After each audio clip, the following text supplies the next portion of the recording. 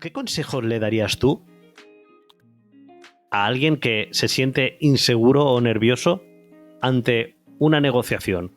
¿Cómo se podría preparar esa persona? ¿Qué tips o qué cosillas tendría que tener en cuenta para enfrentarse de una forma más segura a esa negociación? Pues así a nivel básico, alguien que está empezando, alguien que nota ese tipo de problemas pero no tiene formación en negociación, lo que yo les diría es, esa negociación la podríamos equiparar a siguientes situaciones que te pueden ocurrir a nivel personal durante la vida. Es un examen. ¿Tú vas a un examen nervioso o vas a un examen tranquilo? ¿Qué diferencia esas cosas? ¿O vas preparado o no vas preparado? Sí. Una entrevista. Cuando vas a una entrevista puedes ir súper nervioso también. Entonces, ¿cuál es la diferencia? Si vas a una entrevista en la que vas pillado con pinzas, vas nervioso. Si vas seguro porque llevas 10 años trabajando en eso y eres un crack y no hay nadie que sepa mejor sobre esto, vas tranquilo, ¿vale? Entonces estoy como poniendo extremos, ¿no? Lo mismo, hablar en público. Hay gente que se pone nerviosa hablando en público, hay gente que no se pone nerviosa hablando en público.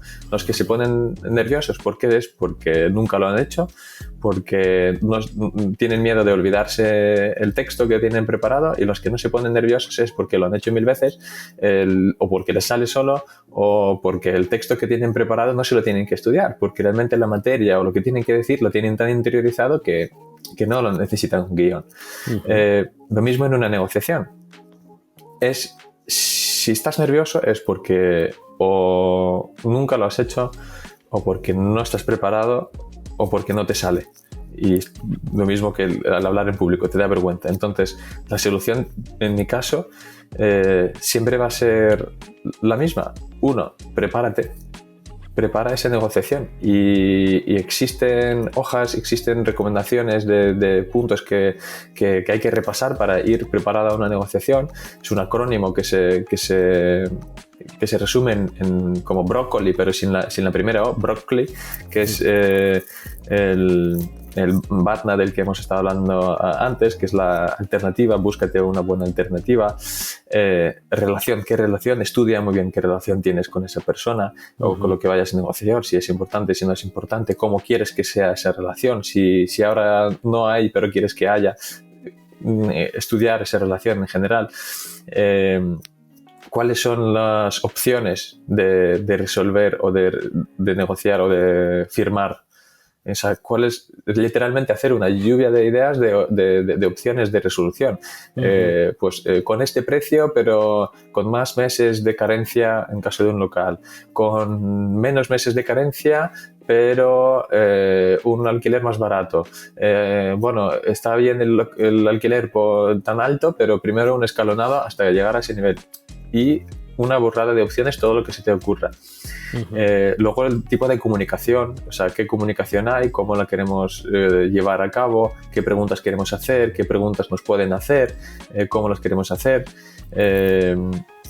Luego la parte de intereses. En una negociación normalmente ese nervio, esa preocupación va porque la otra parte se pone una barrera de lo que nosotros llamamos una posición, decir... es así y ya está, o sea, ese es el precio y punto, no voy a bajar de allí. Pero siempre detrás de esa posición hay un interés. ¿Por qué quieres ese precio tan alto? ¿Cuál es la razón? Entonces, en esa fase preparatoria tenemos que pensar e indagar sobre qué intereses puede tener esa persona. No es lo mismo que el dueño del local sea una persona joven, una persona mayor, o un banco o un fondo de inversiones. Son entes distintos y la aproximación a ellos tiene que ser también diferente, y intereses que puedan tener son completamente diferentes. La persona con la que vas a estar negociando es el agente de la inmobiliaria o es directamente el propietario, porque son cosas completamente diferentes. O sea, el agente siempre va a tener la opción de decir, uy, no lo sé, tengo que consultarlo. Entonces, eso invalida la negociación, pero tampoco puedes enseñar todas tus cartas con él. Tienes que conseguir a lo mejor en esa primera negociación, más que el rebaja de precio, una cita con la dueña, que ella también esté, o con el dueño, que ellos vengan y directamente a ellos pedirles esa rebaja, porque con ellos vas a poder explicarles mejor qué proyecto tienes porque además es súper romántico, es súper bonito, es súper guay y sabes que ellos viven en el piso justo de arriba. Estoy poniendo un ejemplo muy hipotético, pero justo viven en el piso de arriba y no quieren ruidos. Y tú le dices, mira, es que yo soy una panadería sin música, sin nada y cierro a las 6. Uh-huh. Ya sé que tienes licencia de bar, pero me da igual. Quiero una panadería y no voy a abrir más de las 6. Entonces es tranquilidad, sin ruido, sin absolutamente nada. Y no necesito salida de humos porque todo lo hago con unos hornos súper nuevos específicos electrónicos que no tienen salida de humos. Así que ni humos ni música. ¿Qué te parece? Uh-huh. Buah, pues firmo. ¿Dónde hace falta? ¿Cuánto descuento necesitas? Ya lo tienes. Preparar esos intereses y preparar también las legitimaciones, como los argumentos que tienes para defender tu postura. O sea, que vienes a una negociación para defender tus intereses, para defender lo que las opciones que estás proponiendo tienen una justificación detrás. Uh-huh. Entonces, hay que prepararlos, hay que escribirlos y decir, vale, esto que propongo, ¿por qué lo propongo? ¿Por qué es lo mejor? Aquí está la justificación. Pues, ¿quieres una rebaja de precio? ¿Por qué la quieres? ¿Porque tú eres muy guapo? No, porque mira, he revisado el barrio en Idealista y he encontrado 5 locales con unas características similares a los tuyos y todos ellos parten de un precio mucho más bajo que el que me estás proponiendo tú. Es cierto que el tuyo está justo pegado a la boca del metro, pero a lo mejor no son 300 euros más, a lo mejor estoy dispuesto a pagar solo 100 euros más porque está al lado del metro, no 300. Entonces ahí tienes una justificación que no es personal, sino es objetiva, que es externa. Lo marca el mercado.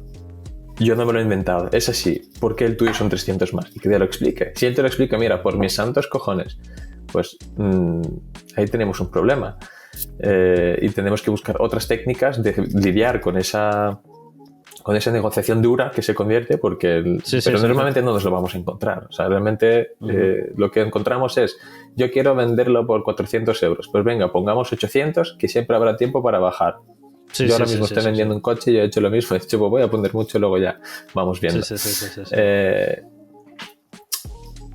Preparando todos esos puntos y preparándolos bien. No 15 minutos antes de la negociación, sino con tiempo. Preparas un día, lo cierras. Al día siguiente lo vuelves a abrir, lo vuelves a releer para entenderlo. Y llega el momento en el que controlas tanto lo que vas a negociar.